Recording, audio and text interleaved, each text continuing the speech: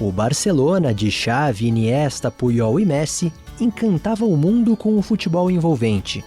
O esquadrão montado por Pepe Guardiola conquistava tudo e inspirava clubes ao redor do mundo. O Brasil, claro, não ficaria de fora. Logo surgiu uma equipe que passou a ser comparada ao time catalão. Mas não era uma equipe de estrelas internacionais, com investimento pesado e nem da elite nacional. Às margens do rio Tietê, mais precisamente no bairro do Pari, um clube paulistano ganhava as manchetes com apelidos inusitados como Jorgiola, Ananiesta, Pelédino e Xavi Antônio.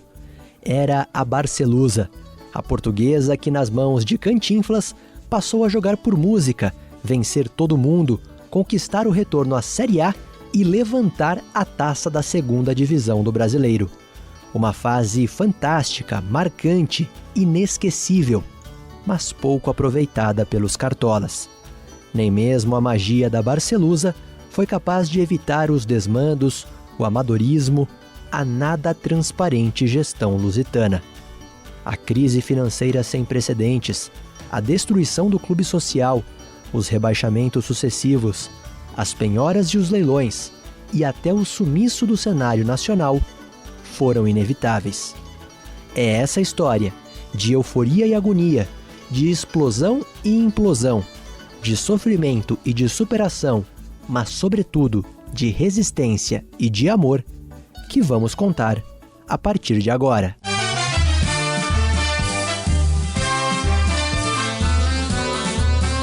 Lusa Geração Centenário.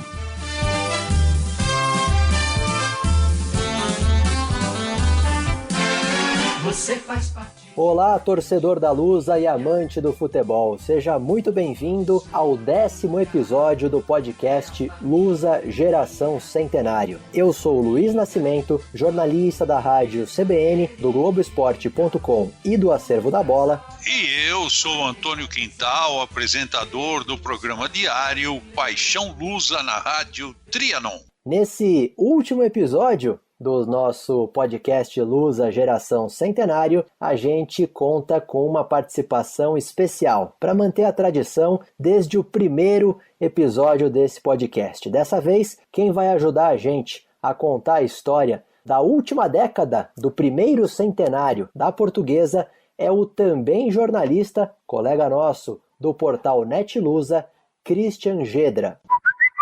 Salve, salve, torcida lusitana! Obrigado, Luiz, obrigado, professor Antônio Quintal, pela oportunidade. É uma honra estar participando aqui deste podcast histórico para a nossa querida Portuguesa. Quintal, a gente volta um pouquinho ali para 2009, em que a gente dizia que o Wagner Benazzi terminava o ano como treinador da Portuguesa. E ele começa esse ano de 2010 para a disputa do Campeonato Paulista, né, Quintal? Começou até bem, ganhando do São Paulo no Morumbi por 3-1. A Portuguesa foi bem nos 3 primeiros jogos. De 9 pontos, a Portuguesa conquistou 7. Mas depois a Portuguesa ficou uma série de jogos sem vencer. Bragantino, Mogi Mirim, Botafogo, Ponte Preta. E saiu o Benazzi em abril de 2010 para a chegada do Oswaldo Alvarez, o saudoso Vadão, né? A Portuguesa ela ficou em 6º lugar, o Corinthians ficou em 5º, e vale lembrar que os 4 primeiros avançavam. Você vê que ela fica até perto do G4 ali de cima. Só que o time oscilou bastante, né? A Portuguesa acabou pagando caro aí por essa oscilação ao longo do campeonato. Na Copa do Brasil, ainda sob o comando do Wagner Benazzi, a Portuguesa na primeira fase ela pega o Atlético Roraima, né? Aplica uma goleada, né, de 7-0. Depois ela pega a Ponte Preta, primeiro jogo 1-1, segundo jogo ganha de 2-1. E aí na terceira fase ela pega o Fluminense, perde o primeiro jogo de 1-0 e depois perde de 3-2 e a Portuguesa eliminada. E o Vadão, ele era visto com bons olhos pelo torcedor da Portuguesa. E o Vadão estreou com a eliminação diante do Fluminense. Mas o objetivo da Portuguesa realmente não era a Copa do Brasil, e sim a Série B do Brasileiro. e você via que a Portuguesa estava apostando muito em jogadores conhecidos. Trouxe o caso aí do Domingos, que acabou se agregando bem o estilo de jogo da Portuguesa. O Dodô também foi um atleta que chamou muita atenção, teve uma contratação de pompa aí, contratação para a torcida, com direito a jogar bola, assinar a camisa, tudo. Teve promoção com o Dodô, então chamou muita atenção você ver o Dodô, que era um jogador de Série A, indo atuar na Portuguesa na disputa da Série B do Brasileiro. Por todo um currículo vitorioso que ele teve no São Paulo, ele chegou a fazer gols aí importantes na vitória contra o São Caetano, por exemplo, na vitória contra o América de Natal, na vitória contra o Asa de Arapiraca. A Portuguesa nesse campeonato, né, Quintal, ela não faz um campeonato brilhante e nem fica lá em cima na tabela ao longo de todo o campeonato, né? É um time que oscila. O Vadão, ele fica só até outubro, né? E aí o Vadão sai e o Sérgio Guedes ainda assume a Portuguesa para reta final daquela Série B, né? Mais ou menos nos 15 jogos, a Portuguesa marcou mais de 3 gols no jogo. Foi 3-1 no Brasiliense, teve uma goleada no Canindé, 6-1 diante do Paraná, 4-3 do Santo André, 4-1 no Vila Nova, 3-2 no América Mineiro, 3-2 no Santo André, para mostrar que ofensivamente o time da Portuguesa estava andando. Mas a Portuguesa perdeu os jogos na mão do Oswaldo Alvarez, perdeu do Duque de Caxias no Canindé, não pode, né? E aí acabou pesando. Muitos torcedores vão lembrar que a Portuguesa ela chega na última rodada do campeonato ainda com chances de entrar no G4, né? Ela ganha do Sport de 2-1, mas aí ela dependia de uma derrota do América Mineiro, né? O América Mineiro empatou com a Ponte Preta 0-0 e o América Mineiro acabou ficando com a quarta vaga, né? O presidente Manuel da Conceição Ferreira, o Manuel da Lupa, ele se elegeu presidente pela primeira vez. No finalzinho de 2004, ele ficou 2005, 2006, 2007. 2007 foi aquele ano em que a Portuguesa subiu tanto no Paulista quanto no Brasileiro. E aí ele conseguiu se reeleger para 2008, 2009 e 2010. E aí nesse final de 2010 houve um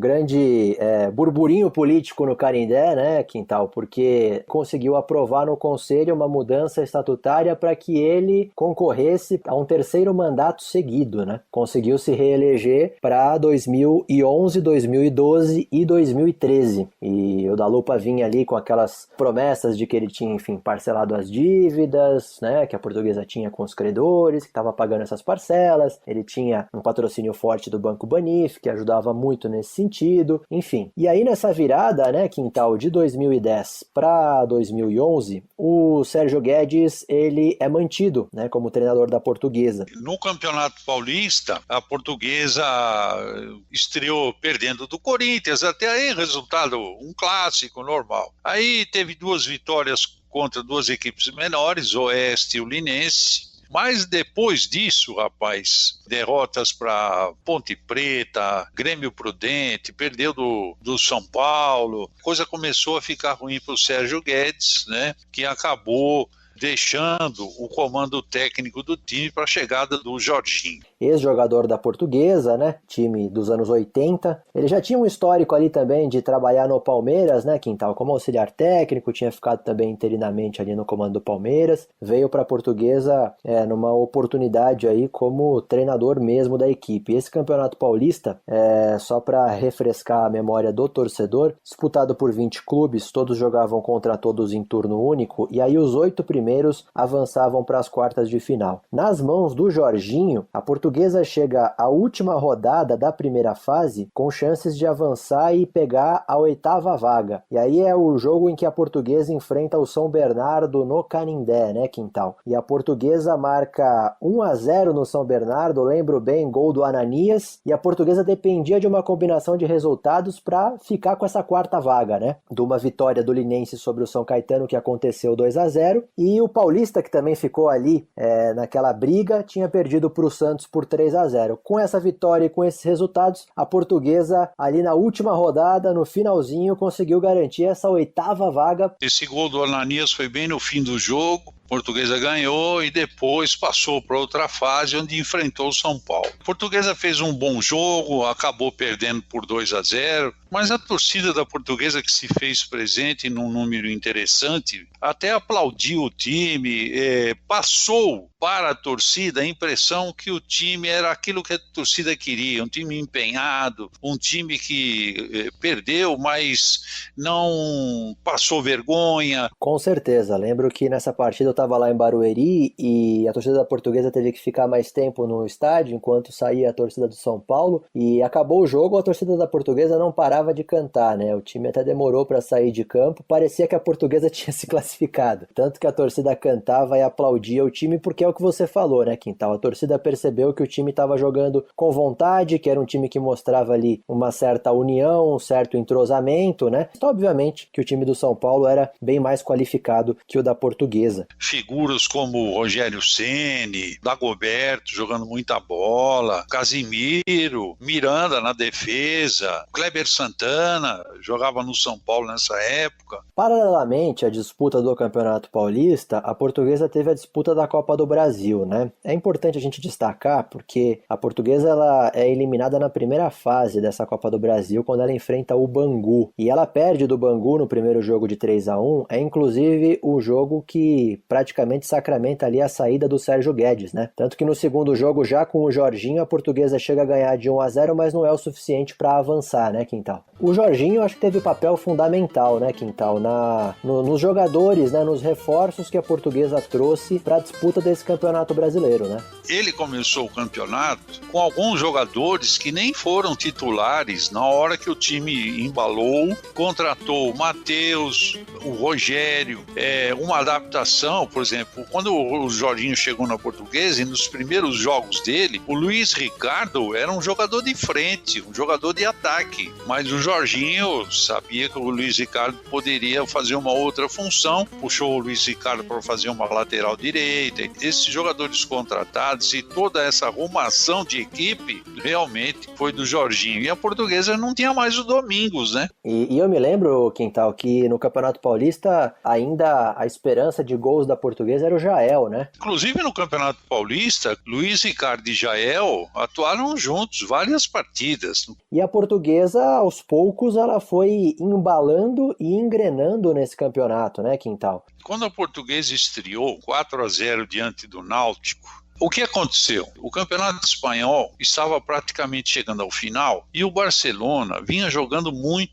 futebol, muita bola, era um time maravilhoso. E quando acabou esse jogo da Portuguesa e Náutico, durante o jogo mesmo, eu estava trabalhando na equipe líder, com o Paulo Soldati narrando o jogo e tal, e falei, olha, a Portuguesa é o Barcelona da Série B, porque o Barcelona pegava todo mundo lá, era 4, 5, também com um certo entusiasmo, por ver o time da Portuguesa goleando logo na estreia o Náutico no Canindé. E o nosso amigo Minas Casparian e o próprio Paulo Soldati, então surgiu o Barcelusa naquele dia. É a Barcelusa, eu achei genial essa Barcelusa, né?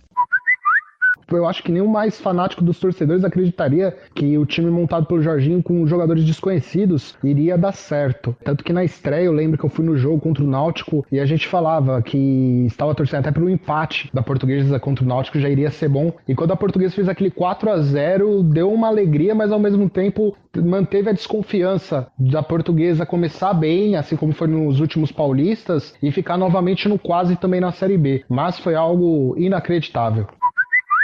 Vale lembrar que a Portuguesa teve uma derrota em casa pro ABC de Natal, velho. E aí o time encaixou, foi indo, ganhou do Guarani bem, ganhou bem do Bragantino, um 5-0 diante do Bragantino, depois goleou o Goiás e tal. E o Everton, ele, além dele se firmar, ele teve uma condição disciplinar maravilhosa. Em 38 jogos ele não chegou ao terceiro amarelo, então é um grande mérito do goleiro da Portuguesa, sem dúvida. Com certeza. E muito torcedor vai lembrar mais ou menos o time base, o Everton no gol, gol, Luiz Ricardo na direita, Marcelo Cordeiro na esquerda, Rogério e Renato na zaga, de vez em quando tinha alguma mudança, de acordo com a necessidade, Guilherme, Boquita ali, volantes, o próprio Marco Antônio, que já vinha no elenco da Portuguesa, né, Quintal? Sem esse destaque todo e também enfrentou contusão e tudo, o Jorginho acreditou nele, foi o grande campeonato do Marco Antônio, pensador, né, um cérebro daquele time, na frente o Edno, o Ananias, não dá pra gente dizer que a Portuguesa teve um grande goleador nesse time, né? É porque a Portuguesa não tinha um centroavante fixo. Marcelo Cordeiro fez gols, né, o lateral esquerdo, uma bola parada boa. O próprio Leandro Silva, um zagueiro, acabava indo lá na frente e tal. Então havia uma rotatividade na artilharia aí. A Portuguesa que conquistou 81 pontos, né, 23 vitórias, 12 empates, apenas 3 derrotas. E marcou 82 gols, tomou apenas 38. E a Portuguesa teve alguns jogos marcantes, né, Quintal? Quando você fala com torcedores que acompanharam aquela campanha, lembra-se muito daquela vitória da Portuguesa sobre o Vitória, né, por 3-2, que foi o jogo em que a Leões da Fabulosa virou a faixa, né? Pra quem não lembra, a torcida ficava com a faixa de ponta cabeça em protesto, e esse foi um jogo muito emocionante porque ali já se via que a Portuguesa praticamente estava garantida, com acesso garantido, né, pra Série A. Foi um jogo muito emocionante. Tá jogando com mais organização, tem um time base, tem um elenco, está fazendo uma campanha espetacular. Então tudo isso o torcedor leva em consideração. Acho até que já deveria ter erguido essa faixa há mais tempo. Olha a Portuguesa. Olha o Júnior Timbó, levou, recuou, Edno colocou, que golaço!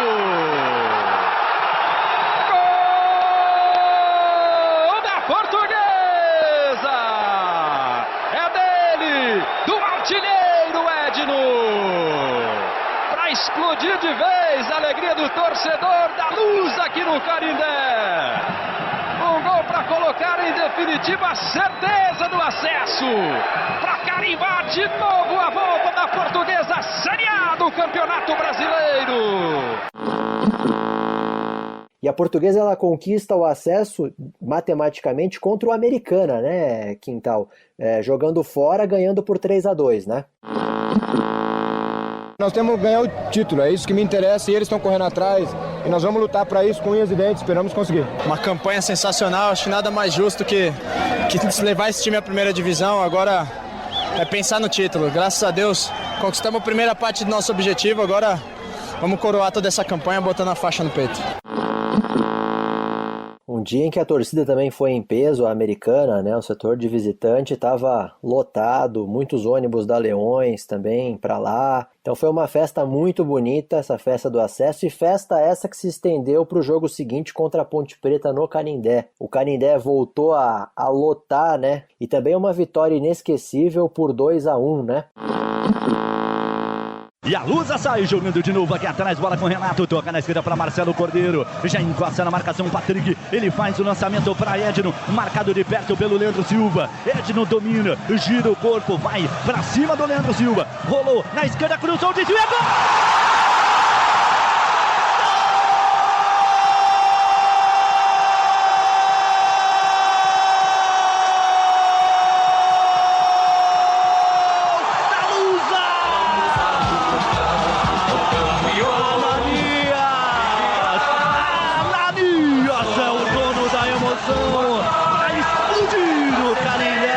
Jogadaça do Edno pela esquerda, como um verdadeiro ponta, recebeu, fez a finta, cruzou na medida, Ananias da entrada na pequena área, de peixinho, colocou na rede.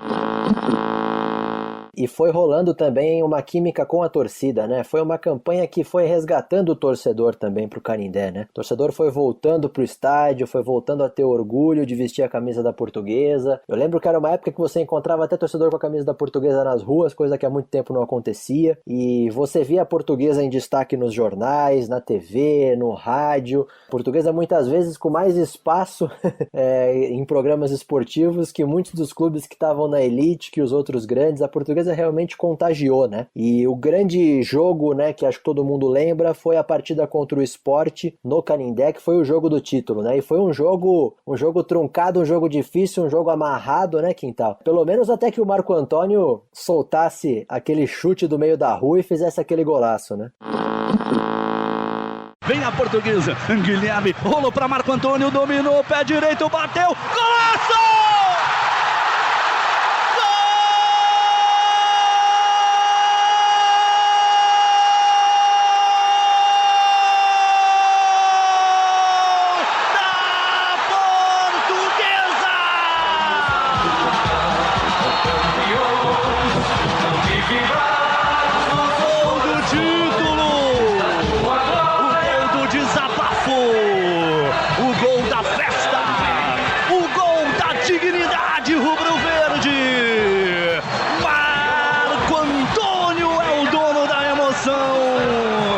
Intermediária, dominou, soltou uma bomba no ângulo do goleiro Magrão.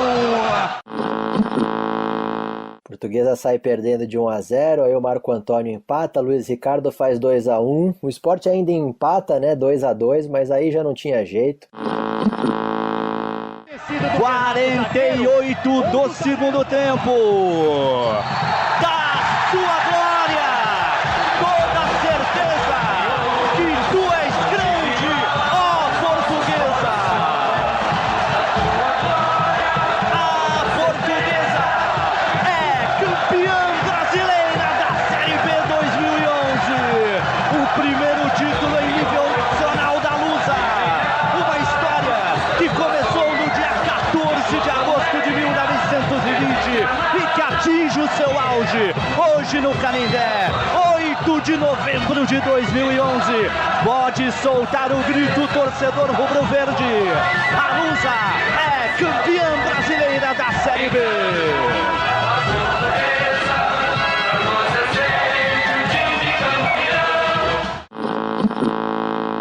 Uma festa muito bonita, uma campanha que não vai sair da memória do torcedor, né, Quintal? Não vai, e convém salientar que naquele ano até um jornal lá da região de Barcelona fez uma menção, né?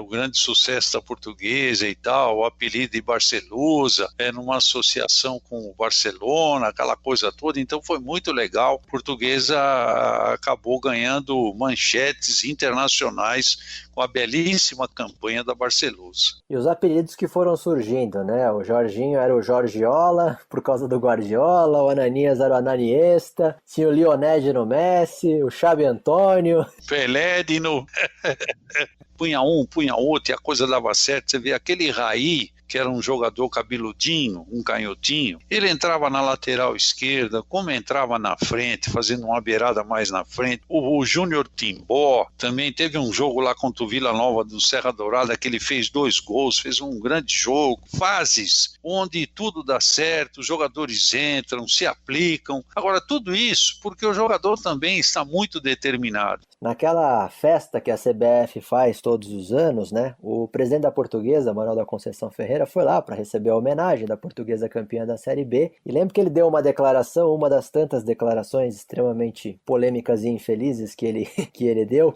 dizendo que o pão da Portuguesa tinha caído com a manteiga virada para cima, né, querendo dizer que a Portuguesa teve sorte, né, que deu sorte. E na verdade eu acho que ficou muito claro que quando a Portuguesa, enfim, deixou nas mãos de quem entendia, né, mexer no futebol, cuidar do futebol e deu essa liberdade, a coisa andou, né, Quintal?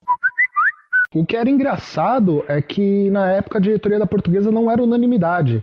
Boa parte da torcida já queria que o Manuel da Lupa saísse, não via com bons olhos o Luiz Yaúca, mas mesmo assim o próprio Yaúca, ele deixava o Jorginho ter autonomia. Acredito que isso foi essencial para a Portuguesa conseguir buscar esse título da Série B do Brasileiro, pois mantinha a confiança no treinador, deixava ele contratar e não tinha pitacos da diretoria sobre a escalação do elenco, sobre busca por reforços.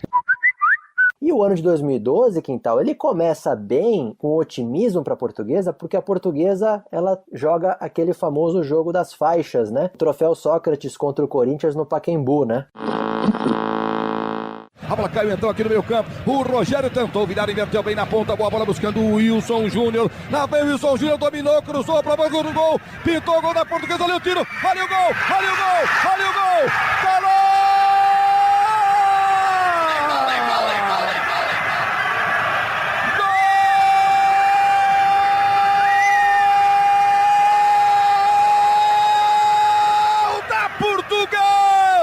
Querida do Brasil!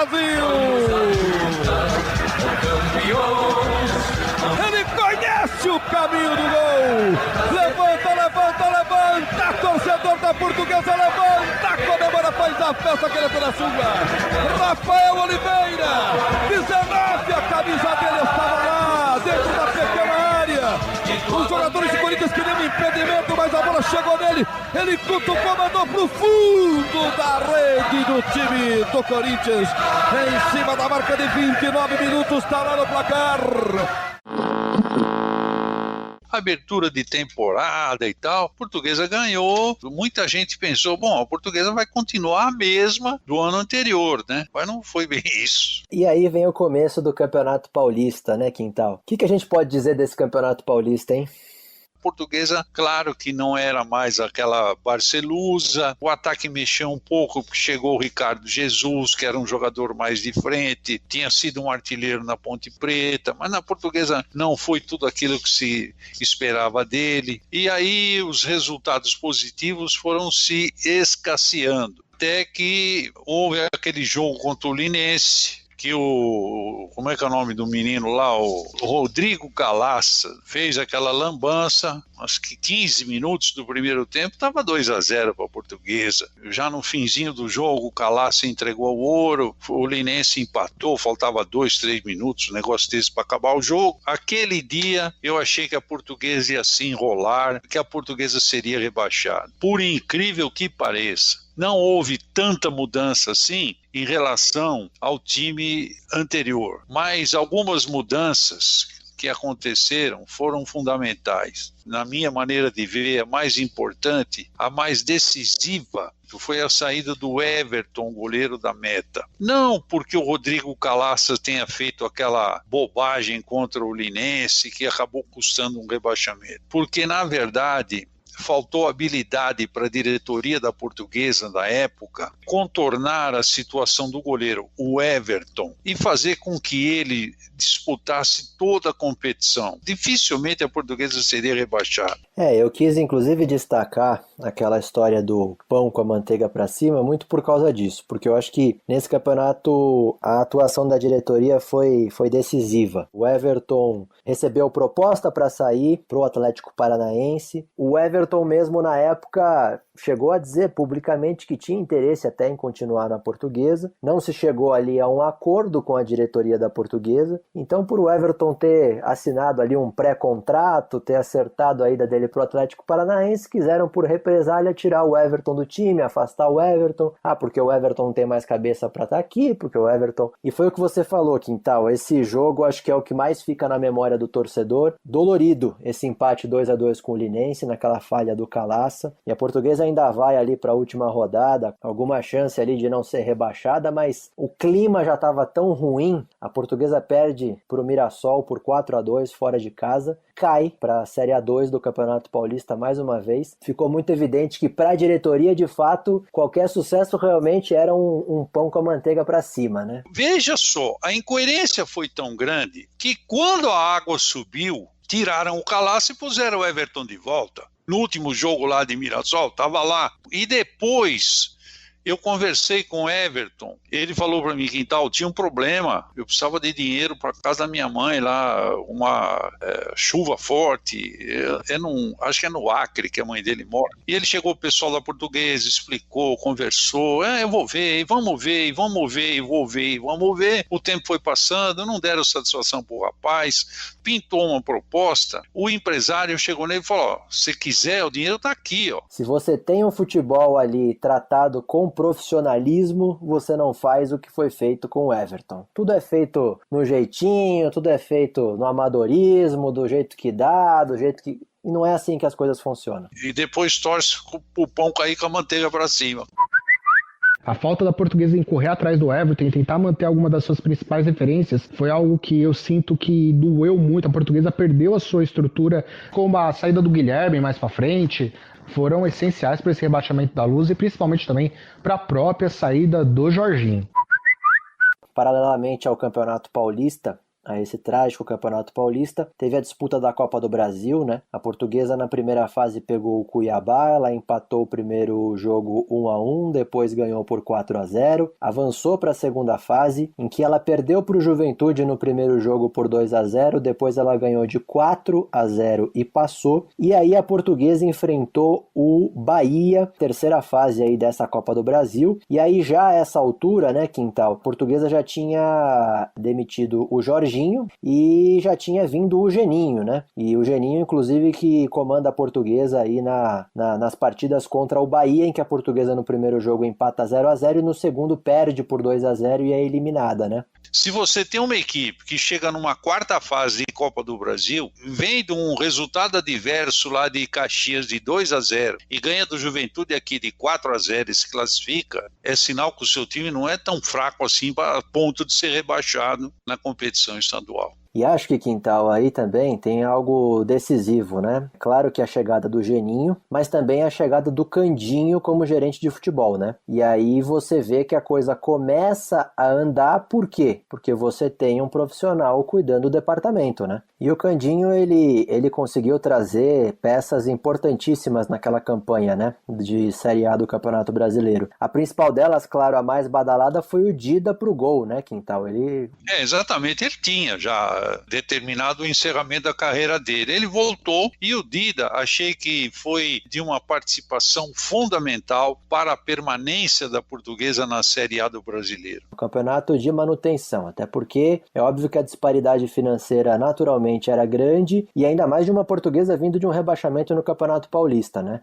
Você falou do Dida, outro jogador que eu acho fundamental e que o Candinho trouxe foi o Bruno Mineiro, né? O Bruno Mineiro, o Geninho queria trazer o Bruno Mineiro e algumas pessoas no Canindé não queriam. Teve um jogo no Rio que a Portuguesa perdeu e o Geninho, ele pediu, falou, poxa, vê se vocês dão uma força para mim aí.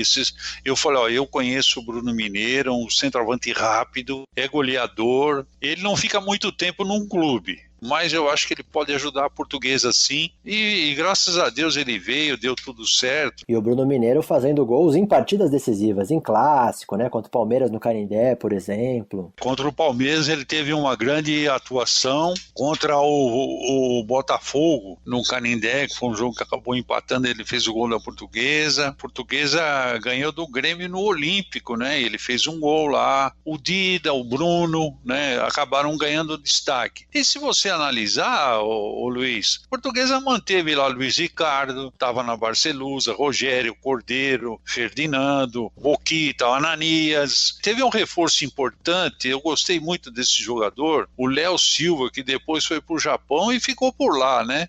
O Moisés. Além dele, o Valdomiro também merece uma menção aí, que é um atleta que veio junto com o Candinho, executivo de futebol da Portuguesa, e ele trouxe o Valdomiro para fazer um teste na Portuguesa, acabou dando certo. Foi um dos atletas que mais reconhecidos pelos torcedores da Portuguesa, acredito que desde a época do capitão, que mantinha a raça, mantinha um estilo de jogo e acabou formando essa defesa sólida da Portuguesa. E a Portuguesa ela termina o campeonato em 16º lugar, ali na risca, né? Ela conquistou 45 pontos, né? O 17º, que foi o primeiro ali a cair, foi o Sport, caiu com 41. O Sport perdeu no Canindé de 5-1. Se a Portuguesa não tivesse ganho esse jogo aí, provavelmente a situação seria invertida, viu? Tenho a impressão de que o Geninho também caiu como uma luva ali para aquele momento da Portuguesa, né? Ele conseguiu organizar o time, para aquilo que a Portuguesa se propunha no campeonato, foi um bom nome, né, Quintal? Eu achei que foi um trabalho bem feito, do Candinho, do Geninho. Eu sempre reclamo disso. Quando as coisas dão certo, procure mantê-las. E isso aí foi fundamental nessa virada de ano, né, Quintal? Por um lado, você vê o peso, né, de a Portuguesa ter caído para uma Série A2, conseguir manter jogador, técnico e tudo mais. Mas você vê a importância que teria sido se a Portuguesa tivesse conseguido manter pelo menos o Geninho, né? Conversando com o Candinho na época, ele falou, Quintal, eu tô trazendo o Chamusca, quero um cara novo, um cara com umas ideias diferentes. discurso do Candinho. Aquela campanha já foi encarada de uma outra forma em relação àquela Série A2 de 2007, né? A torcida da Portuguesa já estava com muito menos paciência e até se sentindo muito mais envergonhada e humilhada em estar naquela Série A2 depois do que tinha acontecido. E eu me lembro que até em algumas vitórias no Canindé, o Chamusca, ele já saía de campo sendo xingado. Mesmo assim, o time avançou para a segunda fase, né? A Portuguesa ainda disputava a Copa do Brasil, ela foi jogar contra o Naviraiense, né? Em Mato Grosso do Sul, ela empatou 100 gols com o Naviraiense lá. Todo mundo já ficou meio assim, né? Aí logo depois ela vai enfrentar o Comercial em Ribeirão Preto e toma 7-0, né? E aí caiu o Péricles Chamusca, né? E aí se optou pelo auxiliar, o Edson Pimenta, tocar o time até o fim do campeonato, né?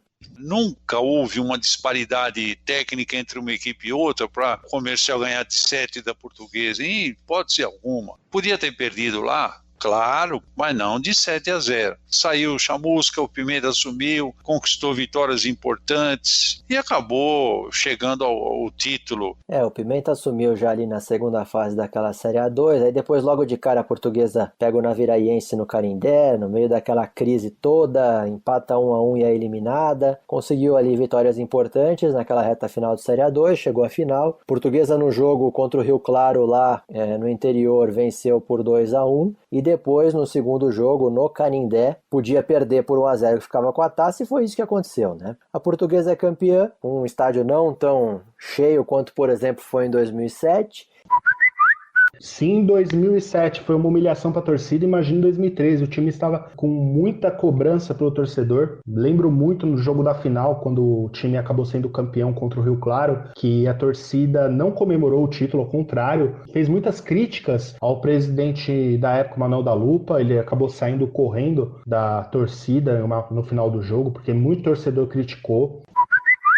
E aí o Pimenta teve uma sequência negativa, né, logo aí no início desse campeonato brasileiro. 4 derrotas, 4 empates, só uma vitória. E aí ele foi demitido depois de uma derrota da Portuguesa para o Atlético Paranaense por 3-2 no Canindé. E aí é que a Portuguesa foi atrás do Guto Ferreira, né, Quintal? A Portuguesa tinha dificuldades também de ordem financeira, né? Aquelas dificuldades para pagar salário. O Guto chegou para acalmar a situação, ajeitar o time. Dentro daquilo do material que ele tinha, foi o ano que a Portuguesa trouxe o Gilberto. Não era time para se pensar em alguma coisa, senão a permanência na Série A do Brasileiro. E eu acho que valeu para esse campeonato, Quintal, uma frase que o Geninho usou muito no ano anterior, né? Que era trocar o pneu com o carro andando, né? Isso! Foi mais ou menos o que aconteceu com o Guto Ferreira. Eu lembro que quando ele foi apresentado, ele já até disse na apresentação que a Portuguesa precisava de reforço. E aí foram chegando alguns nomes importantes, né? O próprio Lauro, né, o goleiro. A Portuguesa ali tinha, acho que, Moisés Moura e Valdomiro na zaga, né? Correia junto com o Ferdinando ali de volantes. A Portuguesa tinha o Moisés e o Bruno Henrique ali no meio. Depois, ainda com o andar do campeonato, o próprio Diogo voltou para a Portuguesa, né? Trouxeram o Canhete. A Portuguesa, ela tinha que trazer jogadores dentro de um patamar financeiro,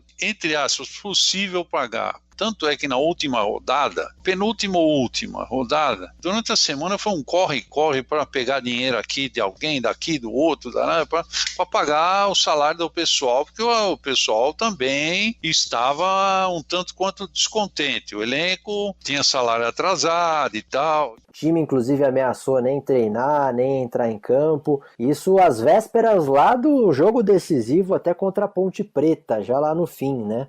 É o jogo em que a Portuguesa sela praticamente a permanência dela na Série A do Campeonato Brasileiro, né? Lembro que a torcida foi em bom número, a Portuguesa ganhou de 2-0, né? Gol do Henrique Dourado e do Wanderson. Quando o juiz apitou ali o final daqueles 2-0 sobre a Ponte Preta, foi uma festa na torcida, porque pro torcedor ali a Portuguesa estava garantida já, né? E quando a Portuguesa vai enfrentar o Grêmio, né, no último jogo, no Canindé, o empate era bom para todo mundo, mas também, assim, para a Portuguesa cair era uma combinação de resultados e o Vasco tinha que golear, uma goleada impensável para aquele Vasco daquele período. Então foi, inclusive, uma partida muito tranquila, né? E muito acho que também desse alívio da torcida, que Quintal, era porque o torcedor tinha noção de que financeiramente para a Portuguesa era crucial aquela permanência na Série A, né? Que ela ia receber de cota de televisão para o outro ano, extremamente necessário para a Portuguesa se manter de pé, né? E ela chegou nesse final de 2013 aí já meio que num remendo, porque o presidente Manuel da Conceição Ferreira terminava ali em dezembro o mandato dele, fizeram aquele tal daquele chapão em que não teve eleição, um acordão lá para não ter eleição, o Ilídio Lico seria o presidente. Naquele corre-corre para pagar jogador, teve diretoria do ano seguinte ajudando a pagar nesse ano e tudo mais. Então, a Portuguesa se mantinha ali na Série A daquele jeito meio que ufa, né? Todo esse tumulto acabou, eu acho que interferindo também nesses últimos dias da gestão do Manuel da Conceição Ferreira, o caso aí, esse chapão, porque na verdade nós tínhamos 2 candidatos, situação, se não me engano era Roberto dos Santos, e oposição Ilídio Lico. Apareceram os inventores do chapão, fazer união da Portuguesa, quando todo mundo sabe que na Portuguesa é difícil essa situação de união. 3 dias depois daquele empate sem gols contra o Grêmio, cai uma bomba, né? O procurador Paulo Schmidt apresentava uma denúncia, né, no Superior Tribunal de Justiça Desportiva, dizendo que 2 jogadores tinham sido relacionados em situação irregular na rodada final dessa Série A. Um deles era o André Santos do Flamengo e o outro era o Everton da Portuguesa. Everton que naquele jogo contra o Grêmio entrou no finalzinho do jogo, né, Quintal? E foi um jogador praticamente não usado ao longo do campeonato. Né? O porquê que ele foi colocado, até hoje a gente não sabe a verdadeira razão. Mas uma coisa me parece clara, indiscutível. Faltou competência para a Portuguesa. Eu vejo 2 condições, Luiz. Primeira, ele foi suspenso e a direção da Portuguesa não foi avisada, comeu bola, a Portuguesa se distraiu, não ficou atenta a essa situação do Everton, então a culpa é dela. Uma outra alternativa que foi muito dita, um processo de dolo, uma armação de algumas pessoas que propositalmente colocariam o jogador no jogo para que a Portuguesa viesse a ser penalizada como foi, com perda de pontos. Vai esbarrar na desorganização da Portuguesa também. Porque se alguém provoca uma situação estratégica, do lado de cá, você tem que estar atento. Uma coisa que me parece indiscutível, a Portuguesa foi incompetente, a Portuguesa foi desorganizada. Não foi isso? Não foi dolo. Então o que foi? Relaxamento, é a mesma coisa. 2 dias antes do jogo contra o Grêmio, o Everton tinha sido julgado pelo STJD pela expulsão na partida contra o Bahia na 36ª rodada. Ele cumpriu a automática logo na rodada seguinte contra a Ponte Preta, só que no tribunal essa punição foi ampliada para mais um jogo. Então ele não poderia sequer ser relacionado para a última rodada. Por outro lado, o André Santos, jogador do Flamengo, ele foi suspenso no julgamento na sexta-feira pela expulsão contra o Atlético Paranaense na final da Copa do Brasil naquele ano, né? E ele foi escalado no sábado no jogo Flamengo e Cruzeiro. Ele tinha ficado de fora do jogo contra o Vitória, que foi o primeiro depois da final, né, contra o Atlético Paranaense, mas não contou como suspensão, porque é uma partida por outra competição, não era tida como um caso de suspensão automática. E aí só depois desse julgamento de sexta-feira ficou caracterizada a necessidade de cumprir essa punição. Então o Flamengo e a Portuguesa foram enquadrados no artigo 214, que diz: incluir na equipe ou fazer constar da súmula atleta em situação irregular para participar de partida, prova ou equivalente. Então os 2 clubes corriam o risco de perder 3 pontos, né, por terem infringido aí esse artigo, e mais os pontos que conquistaram no jogo em que eles entraram irregularmente. Como foram 2 empates, a Portuguesa e o Flamengo podiam perder 4 pontos. No fim, a gente sabe que foi exatamente isso que aconteceu. O caso Everton, para mim, foi uma tristeza gigantesca. Como torcedor da Portuguesa, você vê que o time foi rebaixado fora de campo por uma falha de um atleta que pouco atuou dentro de campo com a camisa da Portuguesa nesse ano de 2013. Ele era praticamente reserva, muitas vezes nem era relacionado. Foi algo que manchou a história da Portuguesa e mudou completamente aquela imagem de a namoradinha do Brasil que a Lusa tinha por muitos anos para uma vilã, principalmente como a forma que as diretorias seguintes abordaram essa situação. A Portuguesa foi a julgamento junto com o Flamengo no STJD. No primeiro julgamento perdeu e o segundo julgamento, que era o julgamento do recurso, foi mantida aí a punição. Ficou na cara que eles já tinham os votos muito bem definidos, antes mesmo de ouvirem ali qualquer tipo de alegação, testemunha, advogado, e também porque a torcida da Portuguesa ficou muito revoltada com a forma como a Portuguesa se defendeu ou com a forma como a Portuguesa não se defendeu. Pegou ali o advogado do Corinthians, o João Zanforlin, que no tribunal comparou o Everton a um chuchu, né? Que também não usou vários dos argumentos que muitos juristas e juristas esportivos diziam que a Portuguesa tinha para poder se manter na primeira divisão, porque ficou claro que houve desrespeito ao estatuto do torcedor, que não houve a publicidade necessária e tudo mais. A Portuguesa tinha ali argumentos jurídicos muito melhores e mais consistentes do que aqueles que foram usados. Teve muita polêmica,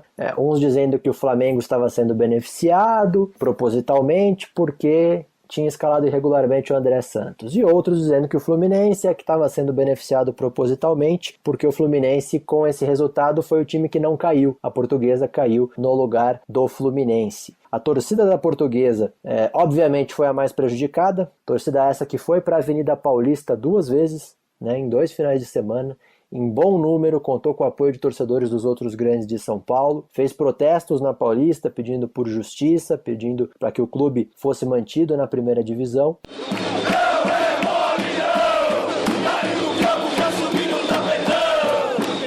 E ali a gente percebeu a bagunça que a Portuguesa sempre foi, porque era gente da gestão de 2013 falando, era gente da gestão de 2014 falando, várias versões diferentes, enfim. É uma mancha no futebol brasileiro isso, é uma mancha na história da Portuguesa, e a Portuguesa, até hoje, ela paga caro por um rebaixamento que não aconteceu dentro do campo. O Ministério Público Estadual chegou a entrar na jogada, abriu uma investigação, o promotor Roberto Senise ganhou muita projeção aí naquele momento, com falas polêmicas, chegou até a dizer para a imprensa que teve corrupção envolvendo o Clube do Rio e tudo mais, mas fato é que essa investigação não chegou a lugar nenhum, ela acabou arquivada, ou seja, tudo jogado aí para debaixo do tapete. Dentro da Portuguesa, como já era de se esperar, o Conselho Deliberativo levou meses e meses para apresentar algum resultado de uma tal comissão que ia fazer uma tal investigação, que ia chegar a uma tal conclusão. Chegou ali a determinar o afastamento, a exclusão do ex-presidente Manuel da Conceição Ferreira do quadro de conselheiros e sócios da Portuguesa. Depois ele recorreu na justiça, não houve nenhuma vontade ali interna da Portuguesa em se recorrer disso também para tentar manter a punição a ele, e ficou elas por elas, como muitos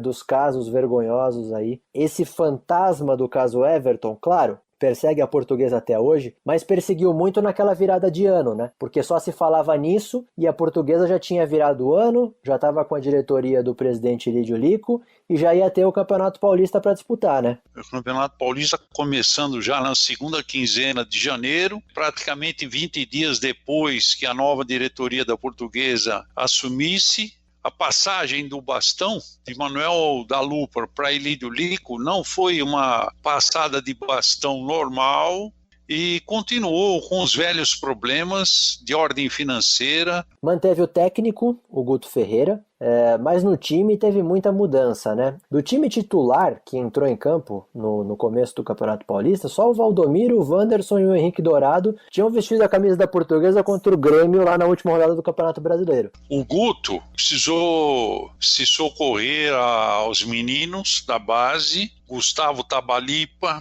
Diego Augusto, o Renan, o Henrique. E a campanha da Portuguesa nos 5 primeiros jogos do Campeonato Paulista foi horrorosa, né? De 15 pontos, só tinha ganho 1. Tomou de 4 lá do Osasco Audax, provocando a queda do Guto, né? E aí a Portuguesa correu atrás do Argel, né? Conseguiu impor uma melhora naquele time, né? O time ficou mais comprometido, com espírito, com a cara do Argel, né? E acabou fazendo com que o objetivo da Portuguesa era sair do fundo da tabela e se manter no Campeonato Paulista da Série A1. E isso acabou acontecendo, né? O clube ficou muito atônito, dependendo da atuação de alguns dos poucos remanescentes. Acredito que um dos principais responsáveis pela permanência da Lusa foi o atacante Henrique, que foi um dos artilheiros do campeonato, o Henrique Dourado, que depois foi passar por Palmeiras e Flamengo, e acredito que essa atuação do Henrique foi o que salvou a Lusa de um rebaixamento. A gente já tinha ali problemas financeiros e salariais, né, com o elenco. A gente já ouvia o presidente Lídio Lico dizer o que se tornou um mantra, né? Fui dormir milionário, acordei pobre. O futebol acabou mesmo ficando em segundo plano. Ainda se falava muito de, e a Portuguesa? Vai entrar na Justiça Comum ou não vai? E aí no meio desse rolo todo, né, ali em abril, eu lembro que foi quando a Portuguesa de fato decidiu entrar na Justiça Comum, coincidiu ali com a estreia da Portuguesa na Copa do Brasil, né? E ela vai ao Rio Grande do Norte enfrentar o Potiguar, né, de Mossoró. E lá ela perde por 1-0, né? E aí no jogo de volta, a Portuguesa consegue até vencer por 2-1, mas o regulamento dava vantagem em caso de gol fora de casa e a Portuguesa já é logo eliminada ali na Copa do Brasil. Não havia uma estabilidade, principalmente na diretoria, né? O comando da Portuguesa, ele era instável. Então a Portuguesa realmente, dali para frente, aí você já vai falar do episódio de Joinville, né? O presidente Lídio Lico, ele não passava nenhuma firmeza, seja em relação ao futebol, seja a essa questão do caso Everton. Já tinha um movimento há muito tempo para a Portuguesa entrar na Justiça Comum, para tentar manter essa vaga aí na Série A. Outros diziam que não, porque senão a Portuguesa podia ser punida pela FIFA, que não permite que os clubes entrem na Justiça Comum. Mas enfim, foi decidido que a Portuguesa ia entrar. A alegação é aquela que muitos achavam que deveria ter sido no STJD, que era o desrespeito ao Estatuto do Torcedor. A Portuguesa estava para estrear na Série B do Campeonato Brasileiro e havia ações da Portuguesa, do Ministério Público do Estado de São Paulo e de torcedores tramitando para que a Portuguesa retomasse aí a vaga na Série A. Nós já vimos o Gama brigando com o CBF, o Gama praticamente saiu do cenário brasileiro. América do Rio brigou com o CBF, com Justiça Comum, saiu do cenário brasileiro. E a Portuguesa trilhou o mesmo caminho. Já às vésperas da Série B, a CBF conseguiu derrubar todas as liminares e ela ainda conseguiu concentrar todos os processos relacionados a esse caso numa vara lá no Rio de Janeiro. Ali praticamente foi meio que a pá de cal aí nessa estratégia jurídica, né? E eu lembro que já se falava, né, Quintal? E aí, a Portuguesa vai boicotar essa partida ou não vai? Vai jogar ou não vai? Fato é que em meio a toda aquela hesitação do Lídio Lico, a Portuguesa foi para Joinville, se concentrou, foi para o estádio, entrou em campo, o jogo começou, e aí até para esse podcast eu fui fazer uma pesquisa, falei, deixa eu ver como é que estava a súmula daquela partida. E aí na súmula o juiz acho que descreve bem. Aos 17 minutos do primeiro tempo, no instante em que a partida se encontrava com o placar de 0-0, após a marcação de um tiro lateral a favor da equipe do Joinville, subitamente todos os jogadores da equipe da Portuguesa de Desportos abandonaram o campo de jogo. Ele narra ali na súmula, os árbitros foram recebidos pelo senhor Marcos Rogério Lico, que se identificou como representante da equipe, única pessoa autorizada a falar, e ele disse que havia uma liminar que eles teriam descoberto ali, com a bola rolando, com o jogo iniciado, que mantinha a Portuguesa na Série A, então tirou a Portuguesa de campo. Isso cabe bem a equipes varzianas, né? Se vai tirar o juiz, então não jogo mais. Era melhor que a Portuguesa avisasse, olha, não vou nem viajar. Jamais a Portuguesa tinha que fazer essa pataquada que fez lá em Joinville. O pior, né? Gente externa que não tinha nada a ver com o peixe, estimulando, incentivando, querendo ver o circo pegar fogo. E viu. E vou te dizer, Quintal, que eu acho até que ficou barato para a Portuguesa, porque ela, obviamente, que foi denunciada de novo, né, ao STJD. A Portuguesa ela estava com risco não só de perder pontos, mas de ser excluída do campeonato. Os 3 pontos foram dados ao Joinville, né, contabilizando ali uma vitória por 3-0. O Argel Fuchs foi suspenso por 4 jogos. O clube foi multado em R$50 mil. Seu Ilídio Lico e o filho também foram multados, 100 mil para um, 80 mil para o outro.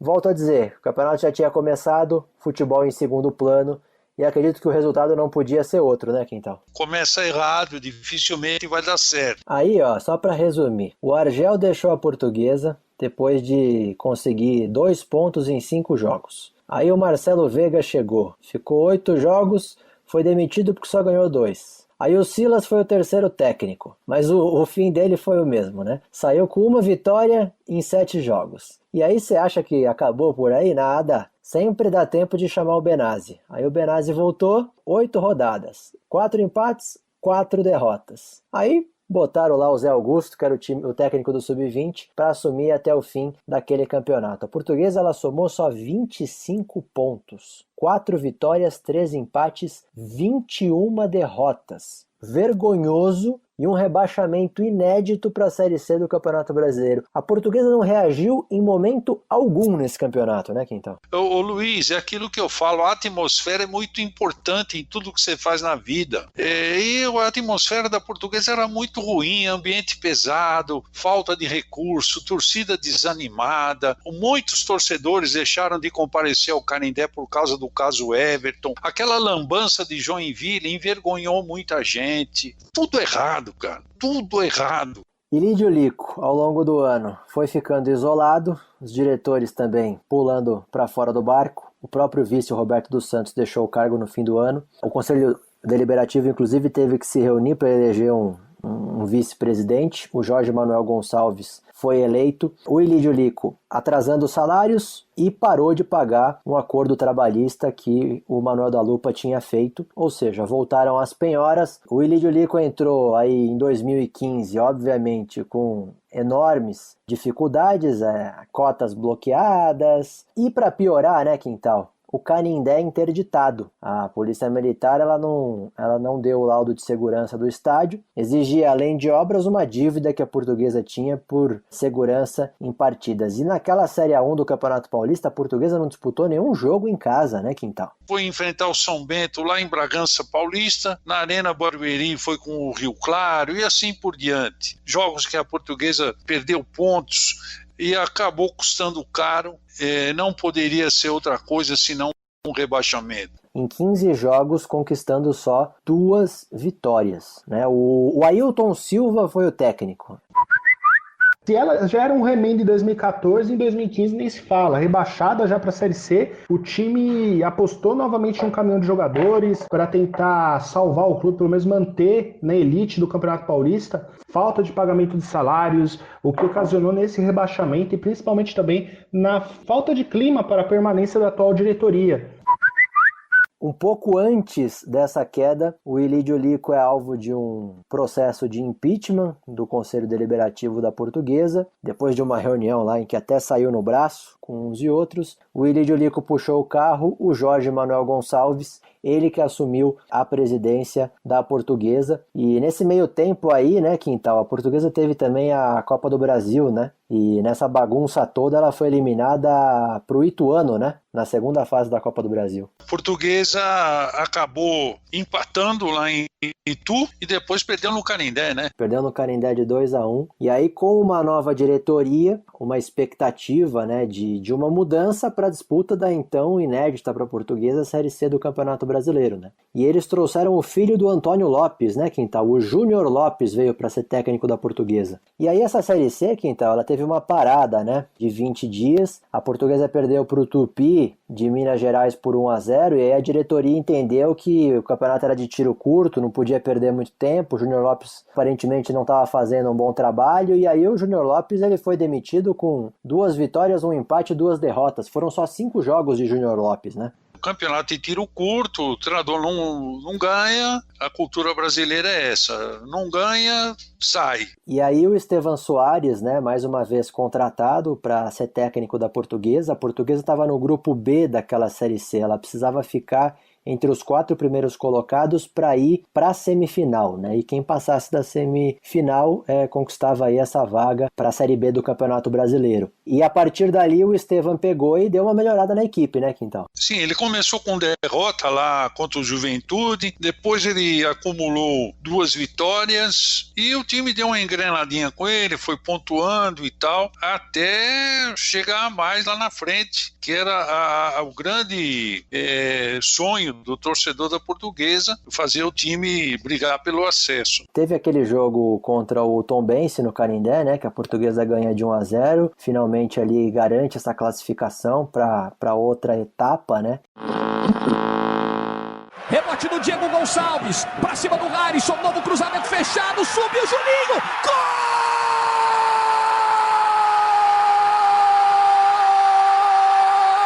Gol da Lusa! Julinho de cabeça!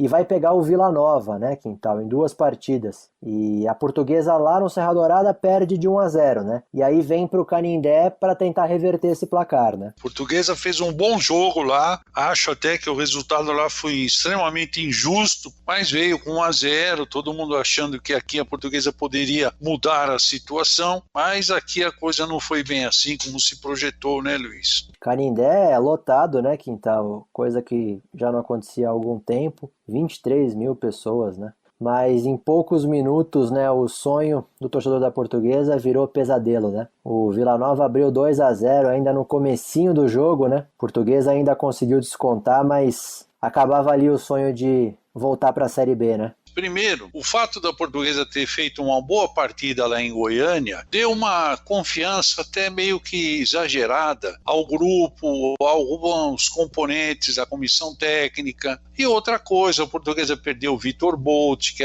não era nenhum craque, nunca foi, mas era um titular. Outras situações, Luiz, eu fiquei sabendo que teve jogador que quando viu a torcida recepcionar o ônibus da delegação, chorou, sabe? Então o estado emocional pesa muito numa dessa. Creio eu que a partida contra o Vila Nova foi um jogo muito psicológico, afetou muito o psicológico da Portuguesa, os 2 jogos, e os atletas não estavam preparados psicologicamente para conseguir garantir essa classificação. Embora o time fosse um time muito bem capacitado, você tinha um Guilherme Queiroz ali que estava despontando muito bem, jogando muito com a camisa da Portuguesa, tinha o goleiro Anderson, que era um atleta que estava se consagrando aí no setor aí, tinha atletas que já conheciam a Série C do Brasileiro e estava indo bem até. Acredito eu que a Portuguesa foi um momento de luz naquela escuridão que a Portuguesa vivia desde o final do caso Everton. Mesmo assim, né, Quintal, o Estevan Soares ainda fica para 2016, né? Segunda passagem dele, ele veio em 2008 e ficou no começo de 2009, aí depois ele perdeu em Campinas pro Guarani de 1-0, ele foi embora. Parece uma sina do Estevan Soares, né? Terminar um ano sem alcançar o tão cobiçado objetivo, mas ser mantido, e começar o ano e logo de cara ser mandado embora, né? Porque foi o que acabou acontecendo com ele também em 2016, né? Ele estreou com 0-0 contra o Barretos, né? Fora de casa, depois ele perdeu para o Juventus por 1-0 no Canindé e foi mandado embora, né? Aí entra um interino, que foi o carioca lá, o Felipe Lucena. Ele entrou interino, lá em Jundiaí, eu me lembro, ele ganhou 2-1 lá. Como ele ganhou, aí o dirigente, que não tem convicção, porque não sabe o que está fazendo, então o cara ganhou, aí vai meio que na superstição, olha o amadorismo, aí o cara empatou com o Marília, e não ganhou o jogo do Marília na Javari, porque fez uma bobagem. Aí, por que esse treinador foi mantido? Você mandou um cara embora, você já tem que estar pensando, vou dispensar, se ele perder hoje, como perdeu do Juventus, eu vou dispensar.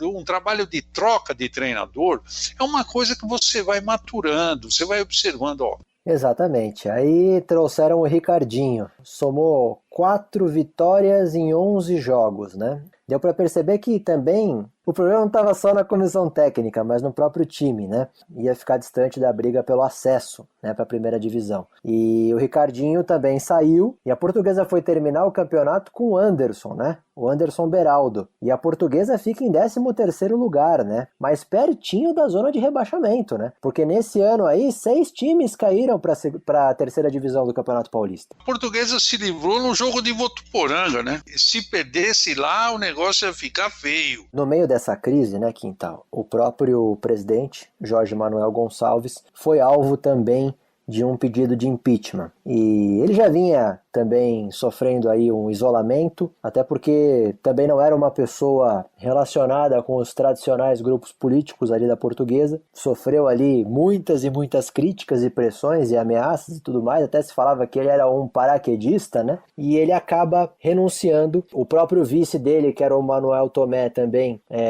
já tinha renunciado. E aí quem assumiu a presidência interina foi o Leandro Teixeira Duarte, que era o presidente do Conselho Deliberativo. Coube a ele convocar uma eleição. A Portuguesa teve que passar ainda por mais esse solavanco. O José Luiz Ferreira de Almeida foi escolhido presidente da Portuguesa, ele que tinha integrado a gestão do Ilídio Lico. Foi um mandato tampão até o fim do ano, mas para mim foi uma continuação mal acabada da gestão do Ilídio Lico.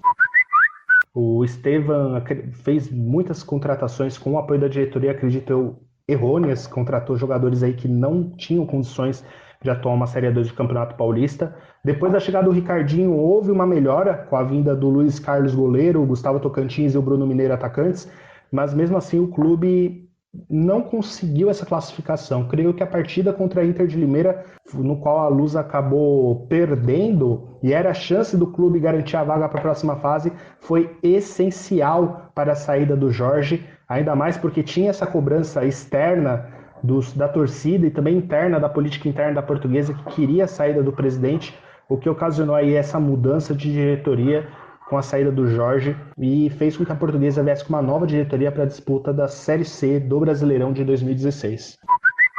Mas, Quintal, nesse meio tempo aí, pra gente também não deixar passar, a Portuguesa jogou a Copa do Brasil, né? Com o Anderson Beraldo como técnico, né? A Portuguesa estreou contra o Parnaíba, né? No Piauí. E logo de cara ela perdeu pro Parnaíba por 2-1. Depois no Canindé ela ganhou por 1-0, placar magro e apertado, mas avançou porque marcou gol fora. Na fase seguinte a Portuguesa enfrentou o Vitória.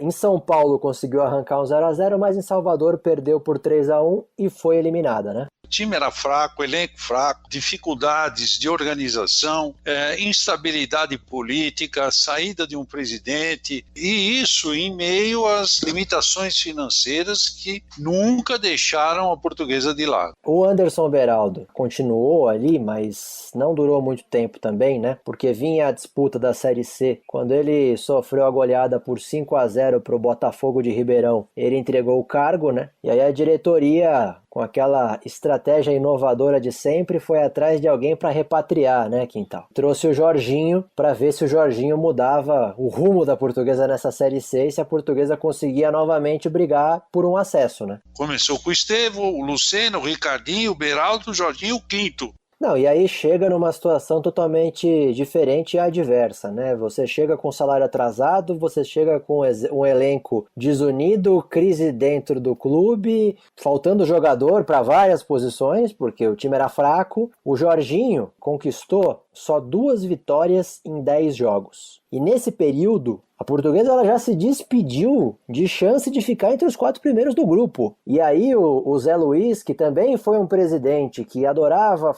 dar frases de efeito, falar uns absurdos por aí, dizia que não, a Portuguesa, clube decaindo, e ele dizendo que a Portuguesa ia lutar por acesso, enfim, faltando salário, o time entrando em greve também, ameaçando greve nesse ano, como foi lá atrás. E aí foi atrás do Márcio Ribeiro, né, para tentar aí um milagre para evitar um rebaixamento para a Série D. Para não falar que ele conseguiu nada, ele ganhou do Guaratinguetá 3-1, mas foi uma campanha muito fraca, um treinador fraco, com todo respeito ao profissional, mas também, olha, na situação que a Portuguesa se encontrava, era difícil O Zé Luiz ainda saiu antes do final do ano, porque o Leandro Teixeira Duarte acabou assumindo interinamente, né?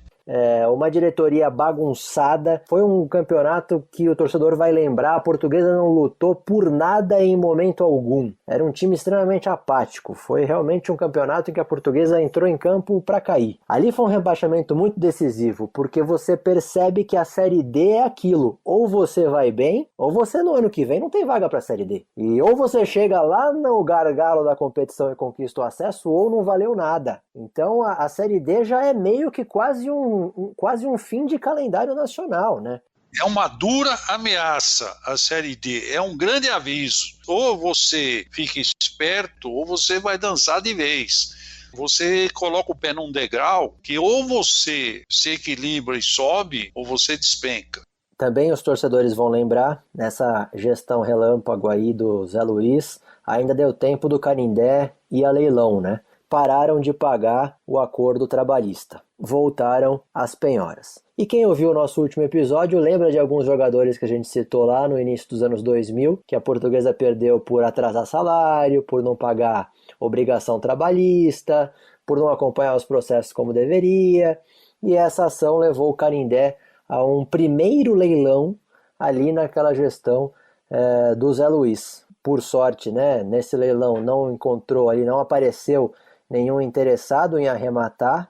Por um lado, uma estratégia da torcida, uma estratégia desesperada da torcida para tentar impedir que alguém arrematasse a área e a Portuguesa perdesse ali parte que é dela, do terreno do Canindé, com um pedido de tombamento como patrimônio histórico. Por outro lado, mais uma vez devem ao Oswaldo Teixeira Duarte, que é o fato de que metade do Canindé está construído numa área que é concessão da prefeitura. Muito possivelmente na época fizeram isso para que a prefeitura nunca pedisse de volta, mas acabou ajudando nesse sentido, porque quem arrematasse aquela área ia derrubar só metade do estádio, né? A torcida da Portuguesa foi obrigada a acompanhar um leilão para ver até o último segundo se ia ter uma pessoa que ia arrematar ou não aquilo ali. Se a gente já achava um absurdo ficar acompanhando o julgamento de STJD... Foi muito triste, foi muito constrangedor a torcida da Portuguesa se preocupar com um leilão do seu patrimônio, e a torcida tratou de tomar as providências para evitar que alguém pudesse arrematar o patrimônio da Portuguesa. Quando surgiu essa história de tombamento, lógico que era uma estratégia, né? Até de afugentar um hipotético interessado. Fim do ano, eleições presidenciais. Alexandre Barros, radialista da equipe líder, por anos e anos cobriu o dia a dia da Portuguesa, eleito presidente da Portuguesa. Ele chegou dizendo que era torcedor de arquibancada, inclusive quando saiu o resultado estava com uma camisa da Leões da Fabulosa por baixo para se dizer da torcida e tudo mais. Prometia foco total no futebol, dizia que por ter acompanhado o futebol ali da beira do gramado por muitos anos, conhecia do riscado. Para muitos uma expectativa aí de que alguma mudança viesse, para outros já um certo desespero pelo que estava por vir. Mas enfim, uma das primeiras decisões foi a contratação do técnico Tuca Guimarães, né, Quintal, para a disputa da Série A2 do Campeonato Paulista. Essa atitude é completamente contraditória ao discurso do até então candidato à presidência, Alexandre de Barros, um mês antes, quando ele, ao microfone do nosso programa Paixão Lusa, disse que o perfil de um treinador experiente, citou o nome de Luiz Carlos Martins, Wagner Benazzi e outros. Palavras dele. Aí ele contrata o Tuca Guimarães. Não era o cara certo para pegar a Portuguesa, segundo o novo presidente disse. Tuca Guimarães ele ficou por 11 jogos, né? Ele conquistou só 4 vitórias. Ele deixou a Portuguesa à beira de um inédito rebaixamento para a Série A3, né? Porque naquele momento em que o Tuca Guimarães sai, ela não está lutando por acesso. E aí, né, Quintal, foram atrás do Estevan Soares novamente, né? Aliás, um técnico que tinha sido criticado lá atrás pelo próprio presidente da Portuguesa, quando a Portuguesa caiu em 2008. Então, o Estevam, em termos de experiência para uma Série A2, é óbvio que ele seria muito mais interessante que o Tuca Guimarães. O Estevão chegou e realmente acabou livrando a Portuguesa da queda. Até que a Portuguesa tinha ali alguns jogadores mais experientes, né, Quintal? O goleiro era o Ricardo Berna, tinha como zagueiro o Thiago Feltri, e eu lembro que um nome decisivo ali nas mãos do Estevão foi o Leandro Domingues, né, meio campo que chegou durante a competição, né? Dentro do campo, os principais jogadores que evitaram essa queda foram o Ricardo Berna e o Leandro Domingues, esses dois que você citou. Vira-se o ano e muda-se de diretoria. Dessa vez Alexandre Barros chega para tentar dar uma volta por cima, conta com a esperança de muitos torcedores, o apoio de Luiz Yaúca e Emerson Leão como diretor consultivo, mas você vê que mesmo assim a Portuguesa continua errando bastante. Ainda mais um banho de água fria para a torcida que acreditava que poderia haver um clube classificado para a próxima fase. Como é que você traz se você apresenta o gerente e no mesmo dia você apresenta um do lado do outro, técnico que o gerente não participou da escolha, entendeu? Então ficou claro que as coisas muito de qualquer jeito. A Portuguesa nesse ano disputou a Copa do Brasil também, né? Ela passou da primeira fase eliminando o Uniclinic do Ceará, ganhando por 2-1. Mas ela já foi eliminada logo na etapa seguinte, né? Quando ela perdeu para o Boa Vista por 2-0. A Portuguesa tinha olhos para a Série D, né? Ou deveria ter olhos para a Série D. E aí a grande carta na manga, né, do Alexandre Barros foi a contratação de um reforço de peso, que foi o Marcelinho Paraíba. Só que o Marcelinho Paraíba chegava à Portuguesa já com 41 anos. Sei lá, talvez um ex-atleta em atividade. Vou disputar uma competição onde eu preciso de vitalidade. A Portuguesa caiu no grupo do Vila Nova de Minas Gerais, da Desportiva Ferroviária no Espírito Santo e do Bangu,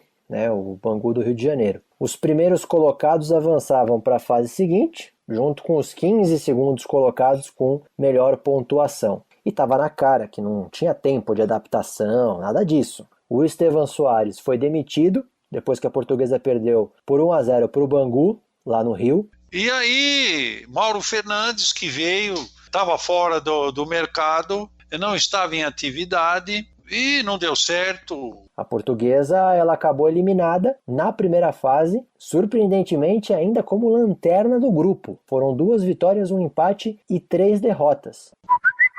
Uma das maiores tristezas da Portuguesa por essa eliminação garantiu que a Lusa não tivesse mais nenhum calendário para disputar no ano seguinte, dependendo de uma vitória na Copa Paulista, um título na Copa Paulista, para poder conquistar novamente a vaga para a Série D do Brasileiro. É uma bagunça, né? Eu lembro que anunciaram a volta do Guilherme Queiroz e ele ia jogar a Série D. No fim, ele acabou nem conseguindo jogar. Ele foi jogar a Copa Paulista, que lá atrás era um negócio distante, que a torcedora da Portuguesa, alguns nem sabiam que existia, né, a Copa Paulista. E aqui virou o que a Portuguesa tem. E é outro campeonato que ou você é campeão ou nada valeu. E um campeonato cá entre nós, que existe para preencher calendário, que não tem calendário a partir do torneio estadual. Então você tem um campeonato longuíssimo, com mata-mata longuíssimo, que se você não for campeão não valeu de nada. E o Mauro Fernandes, ele chegou a ser mantido, né? Ele começou, depois acabou se afundando, né? Copa Paulista é uma competição pequena.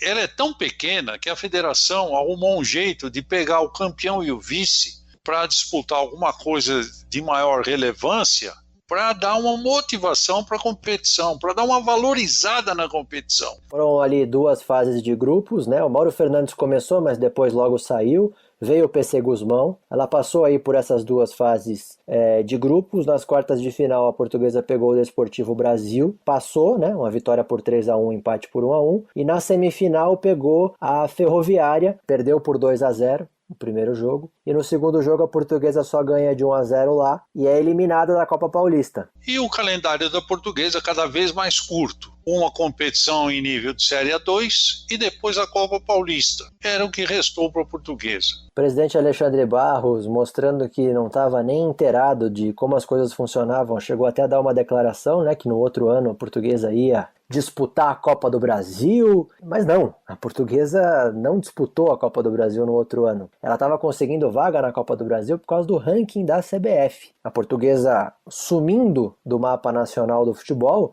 ela também perdeu vaga na Copa do Brasil. Então, de fato, o ano seguinte, de 2018, foi o ano em que pela primeira vez a Portuguesa não disputaria partidas oficiais fora do estado de São Paulo. Depois de muitos e muitos anos, a não ser que a gente queira voltar lá para os anos 20 e 30, né?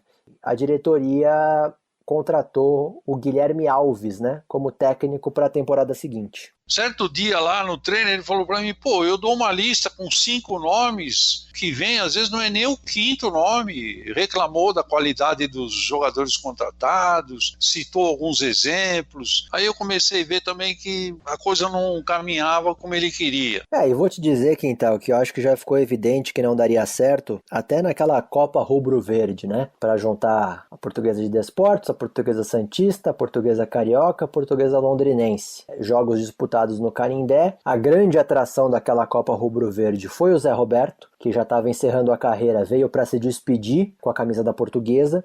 Foi emocionante para o torcedor por reencontrar o Zé Roberto, foi emocionante pro Zé Roberto reencontrar a Portuguesa. Presenciei ele algumas vezes, inclusive chorando ao lembrar o início da carreira dele, e provavelmente também por ver o clube numa realidade tão distante daquela que ele conheceu, né? Isso é uma coisa que vai ficar marcada na minha carreira, porque para mim chegar onde eu cheguei, eu tive que passar por esses processos. Eu tive que fazer o primeiro contrato como profissional, eu tive que passar pelo Areião, eu tive que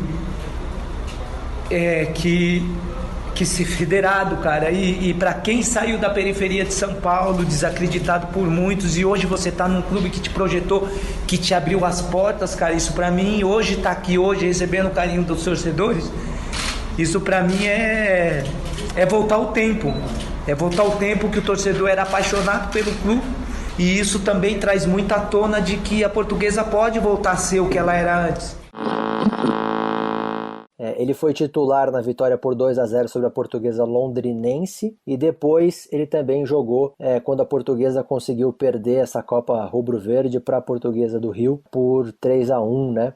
Isso foi nos pênaltis, né? Porque foi um empate sem gols, e acho que até aí erraram tanto que não deixaram nem o Zé Roberto bater um pênalti, né, Quintal? Mas enfim, nessa Copa Rubro-Verde já dava para ver que o time era limitado.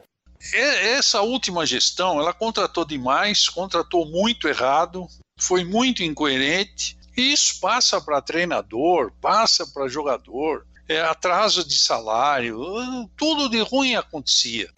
Veio a Série A2, Guilherme Alves não resistiu a mais do que 5 jogos, foi demitido com o time já à beira da zona de rebaixamento, aí veio o Alan Aal, né? Conseguiu ali a duras penas manter o time na Série A2. Portuguesa terminou na 12ª colocação, mais uma vez tendo que se contentar com uma manutenção em Série A2, né, Quintal? Mais uma vez rezando e agradecendo pelo cantinho na Série A2. E na Copa Paulista também outro fracasso. A Portuguesa conseguiu a proeza de ser eliminada na primeira fase da competição. E aí a Portuguesa amargou 4 meses sem disputar nenhum jogo. E antes da gente virar aí o ano, a gente já estava falando desse cenário todo, de crise financeira, salários atrasados e tudo mais, o fantasma do leilão voltou a rondar o Canindé. O Canindé ele foi a 2 leilões. Um por aquela mesma ação que a gente já falou, outro por uma ação de ex-diretores e ex-conselheiros que estavam cobrando aí o pagamento de eventuais empréstimos que fizeram a Portuguesa anos atrás. Novamente, pelos mesmos motivos, a Portuguesa se safou de perder a área do Canindé nesse leilão. E mais um ponto que é importante a gente destacar aqui, mais para frente isso vai ficar evidente a importância disso. Em abril desse ano de 2018, os presidentes do Conselho Deliberativo, o Antônio Pinto Ribeiro Dunga, e do Conselho de Orientação e Fiscalização, o Antônio Armênio, eles apresentaram os resultados de uma auditoria interna da Portuguesa que eles mesmos estavam fazendo, com uma dívida mais de 350 milhões de reais, que superava inclusive o valor do patrimônio e tudo, e logo depois eles entregaram os cargos, eles renunciaram aos cargos porque também estavam sendo ameaçados de ter penhoras nos bens pessoais deles por causa da Portuguesa. O Conselho Deliberativo e o Conselho de Orientação e Fiscalização pararam de existir em abril de 2018. porque não tinha mesa, não tem reunião, esperando que o presidente da diretoria convocasse eleições para restituir esses poderes. E aproveitando que a gente está falando de fora de campo, o presidente Alexandre Barros, ele conseguiu uma liminar na justiça que o colocava como administrador provisório da Portuguesa. É uma liminar que foi concedida para que ele regularizasse a situação dos poderes do clube, porque virou um costume na Portuguesa você não registrar ata de eleição, não registrar resultado de eleição em cartório, para que as pessoas não fossem responsabilizadas, contas pessoais, o CPF pessoal fosse colocado em jogo por dívidas da Portuguesa. Ele estava com essa liminar, até quando essa liminar ia ficar em vigência, era o tempo que ele ia ficar ali como presidente da Portuguesa, como ele gostava de dizer, gestor. Mas enfim, voltando para o futebol, para 2019, a Portuguesa anuncia o Luiz Carlos Martins como técnico, né? Era um técnico acostumado a esse objetivo que a Portuguesa ia perseguir, né, ou deveria perseguir, que era o do acesso, né? Então o Luiz Carlos Martins, com esse currículo, ele tinha a simpatia e a esperança do torcedor da Portuguesa que pudesse, nas mãos dele, ou ele, trazer o clube de volta à Série A1 do Campeonato Paulista. Só que não deu certo, né? E muito também por causa das circunstâncias, porque a crise ali no clube já estava em uma condição alarmante. Ele passou as 8 primeiras rodadas da Série A2 do Campeonato Paulista sem conseguir nem mesmo uma vitória, né? A Portuguesa mais uma vez se via mais próxima de um rebaixamento para a Série A3 do que de uma briga por um acesso para a Série A1, né? O jogador ali que era esperança da Portuguesa era o Anderson Cavalo, que chegou por um ano e acabou só jogando no outro. Mesmo assim, ainda teve alguns problemas, né, Quintal? Chegou a ser afastado. Ele reclamou de salário atrasado. E o presidente também, de vez em quando, dava umas declarações que pareciam jogar contra, né, o elenco. Então, o Luiz Carlos Martins deixou a Portuguesa. A Portuguesa contratou Paulo Roberto, dirigiu o time, entre aspas, viu o time da cabine do Canindé. Quando ele percebeu que a equipe era desestruturada e ele sentiu que a desestrutura da Portuguesa era dentro e fora do campo, ele não ficou, sequer assinou o contrato. A Portuguesa foi atrás do Vica, né? O Vica que já estava há alguns meses desempregado, né? E era uma incógnita, né? Mas no fim das contas o Vica conseguiu pelo menos organizar o time um pouco melhor, principalmente a defesa, tenho essa impressão. Naquele domingo de carnaval lá em Taubaté, ele conseguiu motivar a equipe venceu um jogo complicado, sob forte chuva, gramado alagado, o time ganhou ali, cresceu, né? O time se fechou e ele conseguiu manter a Portuguesa na Série A2. Bom, o Vica, ele chegou faltando 6 jogos, conquistou 4 vitórias, livrou a Portuguesa do rebaixamento. A Portuguesa sofria muito com os problemas extracampo. Isso foi bem nítido em 2019. O clube disputou a Série A2 ali também no remendo, na base do remendado, com muitos atletas ali desconhecidos da torcida, e ficou há muitos momentos disputando ali. Uma hora disputava uma vaga no G8, outra disputava para não cair, tanto que na última rodada você vê que a Lusa precisava vencer só o líder, que acabou sendo o campeão, o Santo André, e perdeu, e além de torcer por uma combinação de resultados para conseguir pegar a vaga do Taubaté, que era o 8º colocado, e acabou vendo o Taubaté sendo classificado para a próxima fase. Isso manteve essa tristeza da torcida, porém tinha uma certa esperança, principalmente por ser o último ano do Alexandre. A torcida da Portuguesa torcia muito para que viesse um outro candidato à presidência, porque não aguentava mais essa diretoria, além dos problemas extracampo, as declarações, polêmicas fora de campo foram essenciais aí para tornar a situação insustentável. Mas também queria destacar algo que foi muito determinante nesse Campeonato Paulista, que foi a decisão da diretoria de colocar os ingressos a R$100, porque foi feito um carnê que dava direito a entradas em todos os jogos. Ele foi vendido no comecinho da competição a R$140. Mas quem não comprasse esse carnê para todos os jogos, quisesse ou pudesse ver só um jogo, 2 jogos, ia ter que desembolsar R$100 por jogo. A diretoria, enfim, anunciou isso como uma tática, porque ia driblar ali os bloqueios judiciais, mas é aquilo, foi literalmente uma decisão da diretoria que afastou o torcedor da arquibancada do Canindé. Isso que foi feito é uma irresponsabilidade. Brincaram com o nome da Portuguesa. O torcedor se amargurou, ele se aborreceu, ele se entristeceu, foi embora. Talvez muitos não voltem. Eu presenciei família chegando no Canindé, na bilheteria, descobrindo o valor do ingresso e voltando para casa. Um senhor de Mogi das Cruzes, uma caminhonete, nem sei como é que ele chama, ele ficou chateado porque não tinha ingresso para comprar. Uma bagunça, uma desorganização. E se a diretoria afastou a torcida do Canindé na Série A2 com esse ingresso a R$100, ela afastou a torcida do Canindé na Copa Paulista, tirando os jogos do Canindé. Porque a gente vai falar agora da disputa da Copa Paulista de 2019 e a Portuguesa não jogou no Canindé. A decisão da diretoria foi usar o estádio para eventos dos mais variados tipos, né? Porque precisa de dinheiro. A gente só não viu esse dinheiro ser aplicado no futebol porque os salários continuaram atrasando e nada rendeu, mas enfim. Então, você tem praticamente um ano em que você praticamente pede para o torcedor não acompanhar o time. O que não é aceitável é você levar um time para jogar Copa Paulista, que é uma competição que já não seduz ninguém, que atrai muito pouco o torcedor, a não ser os mais fanáticos, a ir até Osasco numa segunda-feira, início de semana, que todo mundo trabalha. Então, o cidadão sair de uma ponta da cidade e ir até Osasco numa segunda-feira à noite. A Portuguesa, longe do Canindé e sem a torcida, somou mais uma eliminação na primeira fase da Copa Paulista. O Zé Maria veio, ex-jogador dos anos 90, iniciando carreira de técnico, tentando aí uma oportunidade para despontar aqui no futebol brasileiro. Não deu certo no meio dessa bagunça toda que virou a Portuguesa. Lanterna do grupo 3.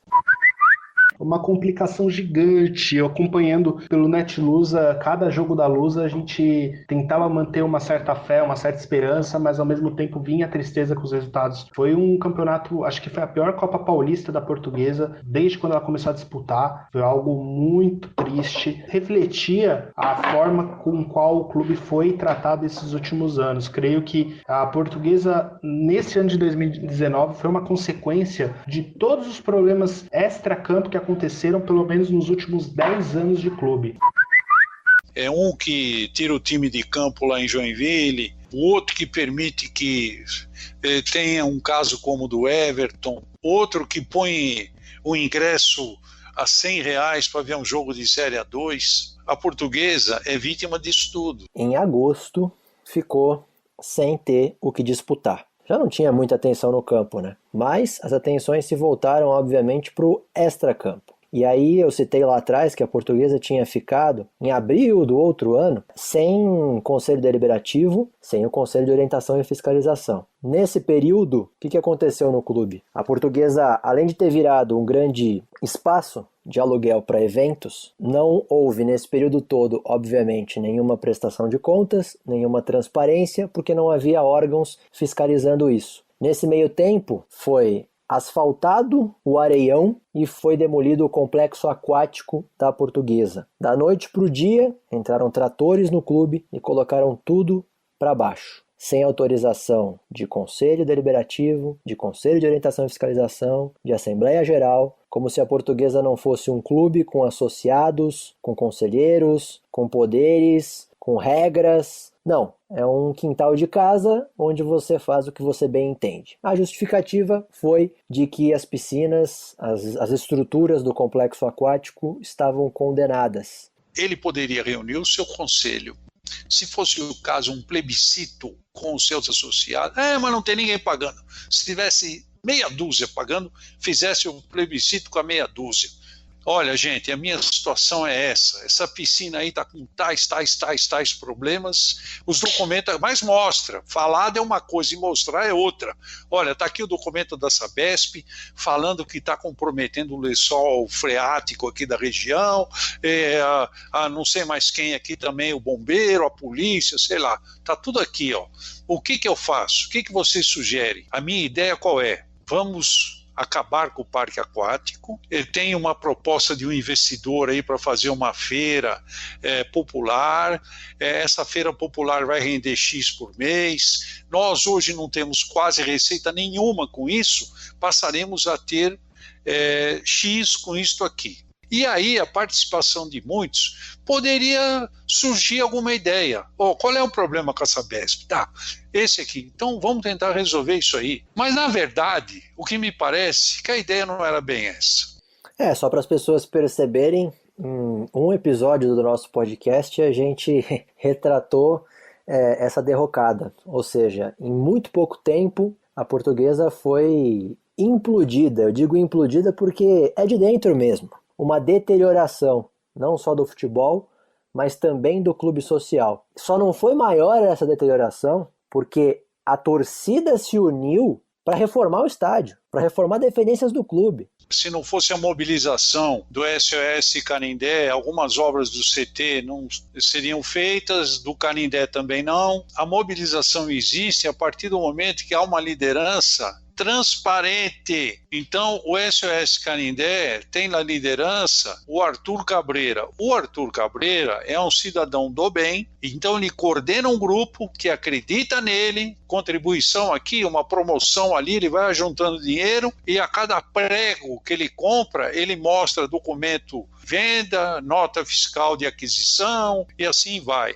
Então a gente ficou 1 ano e meio sem nenhum poder regulador dentro da Portuguesa e sem nenhuma vontade, nenhum sinal que levasse a crer que iam chamar os conselheiros para restituir os poderes do clube. Isso só foi acontecer quando conseguiram, na justiça, derrubar a liminar que mantinha o presidente como administrador provisório, gestor, como queiram, e com o esforço de alguns conselheiros, esforço pessoal, individual de alguns conselheiros, conseguiram restituir a mesa do conselho, conseguiram restituir a mesa do COF, para que no fim desse ano de 2019 houvesse uma eleição para um novo mandato. No fim do ano, houve eleição presidencial na Portuguesa. Incrivelmente, por uma margem mínima, a diretoria que então estava no clube perdeu essa eleição. O Alexandre Barros conquistou 69 votos e o Antônio Carlos Castanheira, que já havia sido diretor em outras oportunidades, diretor de marketing principalmente, foi eleito com 73 votos e assumiria, portanto, a Portuguesa no dia 1º de janeiro, o ano do centenário da Portuguesa. A gente às vezes não gosta de falar certas coisas, mas a gente tem que retratar o que acontece. E Quintal, a gente vai chegando ao fim, não só desse ano, dessa década e desse episódio, mas ao fim do nosso podcast, né? O que dá para ficar desse nosso trabalho é um pouco dessa reflexão. Onde é que a Portuguesa errou? O que é que tem que resgatar? O que é que tem que jogar fora? O que é que tem que fazer de novo? Enfim, acho que a gente precisa, às vezes, olhar para o retrovisor para saber que rumo que a gente vai tomar daqui para frente, né? A Portuguesa precisa mudar de mentalidade. Para mudar de mentalidade, a Portuguesa precisa mudar de homens. A Portuguesa precisa colocar gente jovem, gente com visão empresarial, gente com visão de gestão. O tempo arcaico de administrar clube, agremiação, já foi, não dá mais, entendeu? A Portuguesa é grande, ela não pode ficar se rastejando como está. A Portuguesa não pode ficar dependendo de doações. A Portuguesa tem que andar com as suas pernas. Agora, permitam que isso seja possível na Portuguesa. Tem gente que bloqueia toda e qualquer ação que seja nova. Inovação na Portuguesa parece que é uma palavra proibida. Eu não vou estar aqui, nem você, daqui 100 anos, vamos estar falando a mesma coisa? Estaríamos falando a mesma coisa? Ou então, daqui a um tempo, a Portuguesa acabou. Esse risco nós corremos ainda. Você que é jovem, eu já não sou tão jovem. Sei lá, a gente corre o risco de mais uns anos, se continuar nesse atoleiro e o pessoal, meia dúzia empurra o carro para sair do barro e meia dúzia empurra para ele ficar. A gente corre o risco, por que não? Daqui a uns anos você vê o que fim triste teve a Portuguesa. Ou muda, ou morre. É a verdade. Se você pudesse fazer um pedido, um desejo de aniversário de 100 anos para a Portuguesa? Um desejo. Qual desejo seria? Eu gostaria de dormir como eu estou, com a Portuguesa desse jeito, né? E acordar dentro do Canindé, disputando aí uma final de Libertadores, Campeonato Brasileiro, e com o Canindé lotado, cheio de torcedores da Portuguesa, com a imprensa divulgando a Portuguesa, não precisando mais do modesto programa do Quintal para falar 1 horinha por dia da Portuguesa. Gostaria de acordar com jornais rasgando manchetes para a Portuguesa, iguais eu tenho algumas guardadas aqui. Gostaria de acordar indo para a rua e vendo meninos passando com a camisa da Portuguesa. Gostaria de acordar e ouvindo o cobrador do ônibus falando para o motorista: "Pô, você viu ontem a Portuguesa? Pô, os caras foram campeões de novo." Olha que tal, você já encerrou o podcast chorando. Hoje vou ser eu, viu? Eu tô me segurando aqui, mas não vou segurar mais não. Eu tô cansado de ver a Portuguesa assim. Hoje vou ser eu aqui a encerrar chorando o episódio. Mas olha, se eu pudesse fazer um pedido, ter um desejo realizado, eu ia querer estar do seu lado nessa arquibancada aí, viu? Vendo essa Portuguesa. Quintal, chegamos ao fim então do 10º episódio do nosso podcast Luz, a Geração Centenário. Quero te agradecer e falar da minha felicidade, do meu orgulho em ter feito parte desse projeto junto com você.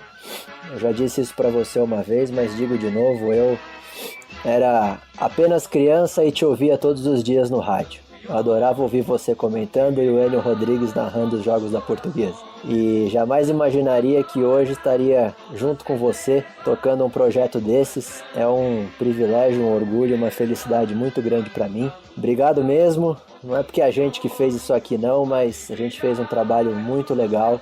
É muito gratificante para mim estar com você aqui. Luiz, é difícil pra gente, né? A gente é emotivo, a Portuguesa provoca isso na gente.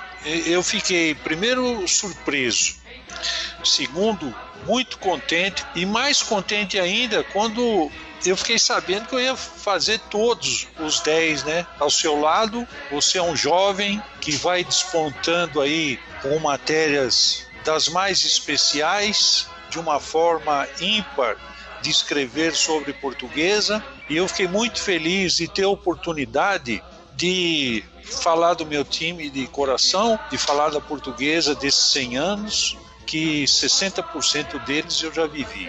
Agradecer aí ao Bruno, agradecer ao Dom por confiar no nosso trabalho. O que eu fiz, faço como faço todos os dias, de coração. Então, eu só tenho que agradecer vocês que me deram essa oportunidade de falar um pouco desse muito que foi a Portuguesa nesses 100 anos e ter aquela esperança que eu tenho, porque eu sou um torcedor igual aos outros, que um dia a Portuguesa seja diferente, que nos dê muitas alegrias, que a gente chore de emoção e de alegria.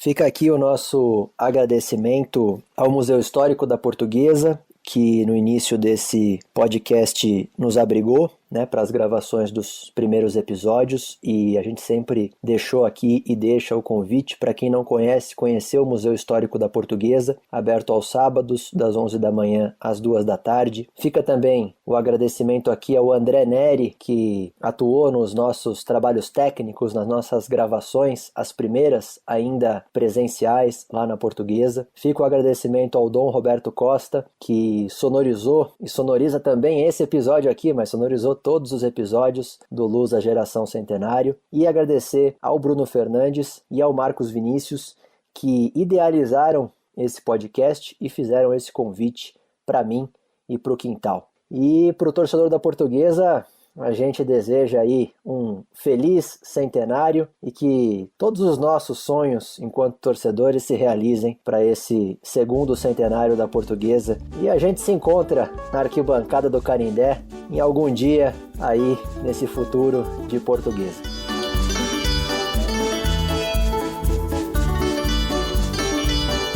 Lusa Geração Centenário.